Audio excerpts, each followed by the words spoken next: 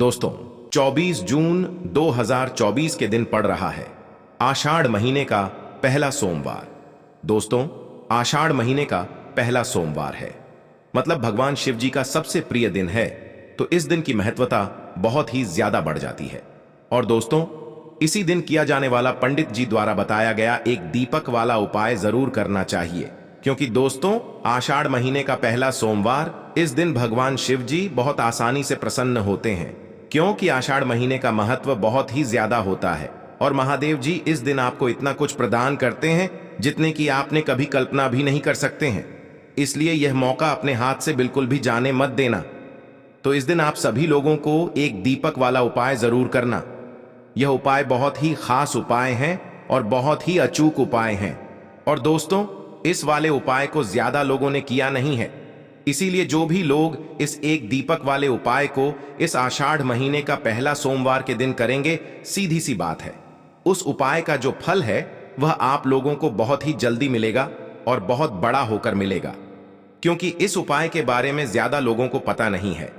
इसलिए दोस्तों, आप लोगों को भी यह उपाय 24 जून 2024 के दिन पड़ रहा है, आषाढ़ महीने का पहला सोमवार के दिन जरूर कर लेना चाहिए। दोस्तों, इस दिन को आप लोगों को अपने हाथ से बिल्कुल भी नहीं जाने देना चाहिए। दोस्तों, अगर आप लोग अपने घर धन प्राप्त करना चाहते हो, आप लखपति बनना चाहते हो, करोड़पति बनना चाहते हो, आप चाहते हो कि आपके घर में पैसा आता रहे, कभी भी पैसा आना बंद ना हो, तो दोस्तों आप लोगों को इस 24 जून 2024 के दिन पड़ रहा है, आषाढ़ महीने का पहला सोमवार, इस एक दीपक वाला उपाय जरूर करना चाहिए। दोस्तों, इस उपाय को करने से आपके जीवन में कितनी भी समस्या क्यों ना हो, वह सारी समस्याओं का अंत हो जाएगा। आपके घर में धन नहीं आता है, धन आता भी है तो वह टिकता नहीं है, या फिर और भी कई प्रकार की समस्या आपके जीवन में चली आ रहा है। इसका एक ही कारण है, आपके घर में कोई ना कोई दोष है, चाहे वह पितृदोष हो सकता है या मंगल दोष हो सकता है या फिर और भी कई प्रकार की दोष हो सकता है। लेकिन अगर आप इस उपाय को सही विधि से कर लेते हैं तो आपको उन दोषों को पता लगाने का भी जरूरत नहीं है। आपकी जो भी समस्या है, जो भी परेशानियां हैं, उसका अंत जरूर होगा। और दोस्तों, इस उपाय में आप लोगों को एक भी रुपया खर्च करने की जरूरत नहीं है, आपको सिर्फ एक दीपक की जरूरत पड़ेगी, जो कि आपको अपने घर में बहुत ही आसानी से मिल जाएगा। तो चलिए अब समझते हैं कि इस एक दीपक वाले उपाय को आपको कैसे करना है, किसको करना है, किस समय करना है। तो चलिए दोस्तों, अब हम सीधा चलते हैं उस एक सबसे बड़े दीपक वाले उपाय के बारे में जानने के लिए, जिस उपाय को आपको 24 जून 2024 के दिन पड़ रहा कहां है, आषाढ़ महीने का पहला सोमवार के दिन करना है। तो सबसे पहले बात करते हैं कि यह उपाय करना किसको है। तो हम आपको यहां पर बता दें, माताओं बहनों को विशेष रूप से ये वाला दीपक तैयार करना है और उनको ही यह वाला उपाय विशेष रूप से मतलब करना है। बाकी कर तो कोई भी पुरुष कर सकता है, घर का जो बड़ा होता है वह भी कर सकता है, पर मुख्य रूप से माताएं बहनें उपाय को करेंगी तो ज्यादा बेहतर होगा। अब चलिए समझते हैं कि इस उपाय को आपको कैसे करना है, किसको करना है, दीपक कैसे बनाना है और किस समय यह उपाय करना है। तो सबसे पहली बात, यह उपाय सिर्फ और सिर्फ सोमवार के दिन का है। जब भी सोमवार पड़ जाए तो आपको यह उपाय जरूर कर लेना है। लेकिन करना कैसे है, तो देखिए, आषाढ़ महीने का पहला सोमवार के दिन आपको शाम के समय प्रदोष काल में यह वाला उपाय करना है। समय की बात करें तो देखिए, प्रदोष काल का लगभग शाम के 6 बजे से लेकर 7 बजे के बीच का एक समय होता है, पर अगर कोई लेट भी हो जाता है तो 8 बजे तक भी ये वाला उपाय कर सकता है।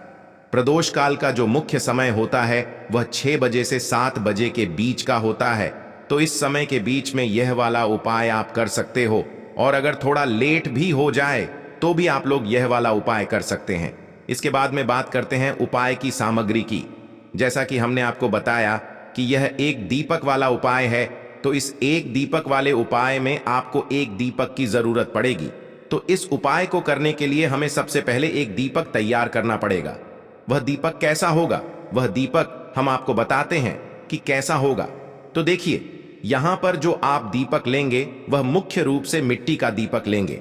यहां पर आटे का दीपक आप ना लें तो ज्यादा बेहतर होगा। बाकी हम तो आपको मिट्टी के दीपक लेने हैं। आपके पास जो भी दीपक हो, पुराना भी दीपक है तो उसको साफ करके इस्तेमाल कर लेना। और नया दीपक है तो फिर और भी अच्छी बात है। तो आपको करना क्या है? सबसे पहली बात सुन लो। अब देखो, एक दीपक हम जब तैयार कर रहे हैं तो उसके अंदर हम बाती भी रखेंगे और उसके अंदर कुछ चीज भी डालेंगे। तो वो भी आप लोग सुन लो कि इस दीपक के अंदर आप बाती कौन सी रखोगे। तो देखो, बहुत सारे लोग यहाँ पर मतलब उनको ये बात पता है कि देवताओं के लिए हमेशा गोल बाती ही लगती है, पर उनको ये बात नहीं पता है कि पितरों के लिए भी हमेशा गोल बाती नहीं लगती है, उनके लिए लगती है लंबी बाती। जब भी आप पितरों के लिए आप कभी भी दीपदान करो या दीपक लगाओ तो हमेशा लंबी बाती लगाना, गोल बाती का दीपक नहीं लगाया जाता है। इस बात का ध्यान रखना। यह दीपक भी हम अपने पितरों के लिए लगा रहे हैं क्योंकि सोमवार के दिन ही पितरों के लिए होता है, हमारे घर से दुख और समस्याओं को दूर करने के लिए होता है। तो इस दीपक के अंदर आप लोगों को एक लंबी बाती तैयार करनी है। अब बाती भी अगर बाजार की बाती इस्तेमाल कर रहे हो तो भी ठीक है, लेकिन अगर आपको उपाय का फल पूरा प्राप्त करना है तो आप अपने घर में ही रुई लाकर उसे उस रुई से अपने हाथों से एक लंबी बाती बनाकर इसके अंदर रखना अपने हाथों से। जो हम भगवान के लिए, भगवान को प्रसन्न करने के लिए, हमारे पितरों के लिए प्रयत्न करते हैं, उपाय करते हैं, तो वह उनसे और ज्यादा प्रसन्न होते हैं। तो हो सके तो थोड़ी सी रुई लेकर उसकी लंबी बाती बना लेना। और अगर आप इस उपाय को गोल बाती की मदद से करना चाहते हैं तो कर सकते हैं। तो क्या करना, अपने अगर गोल बाती लिया है तो उसे दीपक के अंदर डाल देना, और अगर रुई की बाती लिए हैं तो उसे भी दीपक के अंदर डाल देना। अब यहां तक आपका दीपक तैयार हो चुका है, आपने बाती भी रख दी है, आपके पास मिट्टी का दीपक भी आ गया है। अब दोस्तों, इसके अंदर डालना क्या चीज है? तो देखो, विशेष रूप से सबसे पहली आपकी कोशिश क्या होनी चाहिए कि इसके अंदर हम शुद्ध देसी गाय का घी डाले पितरों के लिए जला रहे हैं, और पितरों के साथ में यह दीपक भगवान शिव जी के नाम का स्मरण करके भी जलाया जाता है। तो इसलिए इस दीपक के अंदर शुद्ध देसी गाय का घी ही डालेंगे, इसके अलावा और कुछ भी नहीं डालेंगे। अब दोस्तों, जैसे ही आप लोग इस दीपक के अंदर शुद्ध देसी गाय का घी डालें, अब आपका यह दीपक पूर्ण रूप से तैयार हो जाता है। अब दीपक जैसे ही तैयार हो जाता है तो आप इसे किसी भी प्लेट या पूजा वाली छोटी सी थाली के अंदर रख लेना, या जो भी पूजा की थाली हो उसके अंदर आप लोग रख लेना, ठीक है। उसके बाद में दोस्तों, यह दीपक को आपको कुछ समय पहले तैयार कर लेना है। जैसे ही आप इस दीपक को तैयार कर लेते हैं तो आपको उपाय को करने के लिए निकल जाना है। सोमवार का शाम के समय प्रदोष काल में यह वाला उपाय करेंगे। 6 बजे से 7 बजे के बीच में, या 8 तक भी करेंगे। तो भाई, आधे घंटे पहले आप इस दीपक को तैयार करके रख लेना। जल्दबाजी में मत करना, बिल्कुल आराम से, मन और भाव से भगवान शिव जी के नाम का स्मरण करते हुए, पितरों का ध्यान करते हुए ही इस दीपक को आप लोग तैयार करना, क्योंकि यह दीपक भी हम उन्हीं के लिए तैयार कर रहे हैं। तो जैसे ही आपका दीपक तैयार हो जाता है, उसके बाद में आप लोगों को घर से निकल जाना है। तो अपने साथ में अपनी माचिस भी लेकर निकलना, ठीक है। ऐसा ना हो कि आप माचिस भूल गए और फिर घर पर वापस आना पड़े, ऐसा नहीं करना है। किसी और से माचिस लोगे तो इस उपाय का फल उसको भी मिल जाएगा। तो इस बात का ध्यान रखना। तो अपने घर से उपाय को करने के लिए इस आषाढ़ सोमवार के दिन शाम के समय प्रदोष काल में निकलना, और हो सके तो अपने साथ में कुछ चावल के दाने या कुछ फूल की पंखुड़ियां ले जाना, क्योंकि कभी भी हम कोई भी दीपक रखते हैं तो सीधा जमीन पर नहीं रखते हैं। उसके नीचे पहले कुछ चावल के दाने या फूल के पंखुड़ियां रखते हैं, उसके बाद ही उसके ऊपर दीपक हम लोग रखते हैं। इस बात का आप लोग ध्यान रखना। तो कुछ चावल के दाने रख लेना या तो कुछ फूल की पंखुड़ियां रख लेना। अब आपको करना क्या है कि आप लोग अपने घर से निकलना। कहां पर निकलना? किसी भी नदी या तालाब के पास में आपके पास बहुत सारे ऑप्शंस यहां पर मिलेंगे, पर जो सबसे पहले मतलब मुख्य रूप से हैं वह है आपके घर के पास में कोई भी नदी है, पवित्र नदी, तो आपको उस पवित्र नदी के तट पर जाना है, घाट पर जाना है। अगर जा सकते हो तो पहले नंबर पर नदी पर ही जाना है। अगर वहां पर नहीं जा सकते तो किसी भी बावड़ी, आपकी घर के आसपास कोई बावड़ी या कुआं हो तो भाई वहां पर जाना। वहां पर भी ना जा सको तो आपके घर के पास में जो भी तालाब हो, जो सरोवर होता है, वहां पर जाना। आपको हमने 3 जगह बता दी। अब वहां पर जाकर करना क्या है? तो देखो, जैसे आप पवित्र नदी के स्थान पर गए हो तो पवित्र नदी के पास में ही एक शुद्ध अच्छी सी जगह देख लेना। आए ही घाट होते हैं, जहां तक है तो आपको एक अच्छी सी जगह देख लेना है। इस बात का आप लोग ध्यान रखना यह जो दीपक आप तैयार करके लेकर आए हो, इसको आपको जल में प्रवाहित नहीं करना है। जल के अंदर इस दीपक को नहीं चलाना है। इस दीपक को आपको वहीं पर नदी के घाट पर एक अच्छी सी जगह देखकर वहां पर रखना है। तो आपका दीपक अब तैयार है और आप नदी पर भी पहुंच चुके हो या बावड़ी या तालाब पर पहुंच चुके हो। बावड़ी पर भी गए हो तो वहां पर एक अच्छी जगह देख लेना। तालाब सरोवर पर भी गए हो तो वहां पर भी एक अच्छी सी जगह देख लेना और वहां पर बैठ जाना। अब बैठने के बाद आप लोग क्या करना, पहले अपना दीपक जला लेना। अपनी माचिस से शिव जी का नाम लेते हुए, अपने पितरों के नाम का स्मरण करते हुए, जैसे ही आप लोगों का यह दीपक जल जाए तो भाई दीपक जलने के बाद आपको क्या करना है, सबसे पहले आप यह सुनिश्चित कर लेना, ये जान लेना कि आप जहां पर बैठे हो वहां की दक्षिण दिशा कौन सी है। ये जो दीपक आप रखोगे ये दक्षिण दिशा में रखा जाएगा, इसलिए दक्षिण दिशा का पता पहले से कर लेना। मोबाइल अपने साथ में लेकर जाना।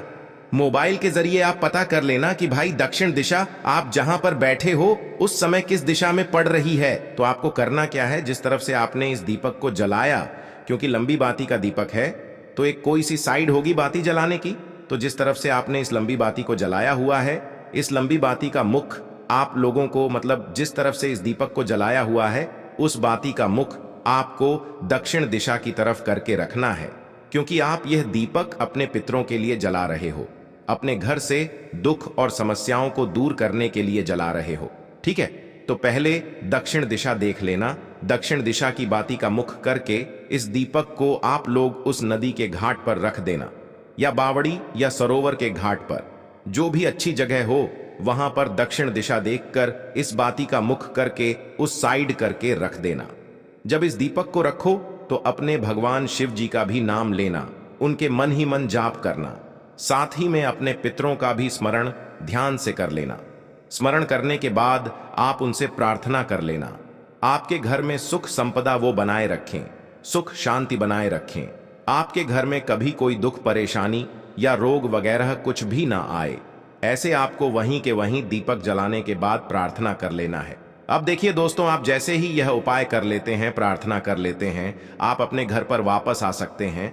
अब दोस्तों, बहुत सारे लोग ये बात भी कहेंगे कि हमारे घर के पास में ना तो नदी है, ना बावड़ी है, ना तालाब है, तो हम क्या करें। तो देखो, उस जगह पर आपके प्रिय वृक्ष भी है। भगवान शिव जी के जो प्रिय वृक्ष हैं, जैसे कि बेलपत्री हो गया, पीपल का पेड़ हो गया या आंवले का पेड़ हो गया, तो इन पेड़ों के नीचे भी आप जाकर इस दीपक को जला सकते हैं।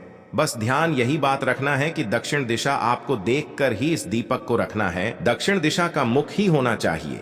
चाहे बेलपत्र के पेड़ के नीचे रखो, चाहे आप पीपल के पेड़ के नीचे रखो, चाहे आप आंवले के पेड़ के नीचे रखो, परंतु दक्षिण की तरफ बाती का मुख करके ही आपको इस दीपक को रखना है। पितरों के नाम का स्मरण करते हुए अब जो इन वृक्षों के नीचे भी नहीं जा सकते, उसके लिए सबसे आसान है कि वह अपने घर में ही, रसोई घर में जाकर, जहां पर उनका पीने का पानी रखा जाता है, परिंदा रखा जाता है, उस वाले स्थान पर जाइएगा, इस दीपक को तैयार करके और दक्षिण दिशा देख लीजिएगा। इस दीपक को जलाकर बाती का मुख दक्षिण दिशा की तरफ करके शिव जी का नाम लेते हुए और पितरों के नाम का स्मरण करते हुए इस दीपक को वहां पर रख देना और भगवान से प्रार्थना कर लेना। तो यह उन लोगों के लिए है जो लोग बाहर नहीं जा पा रहे हैं। तो पहला आपका मुख्य रूप यही होना चाहिए कि आप किसी भी नदी के पास जा पाओ। नदी पर ना जा पाओ तो किसी बावड़ी के पास जाना या कुएं के पास जाना।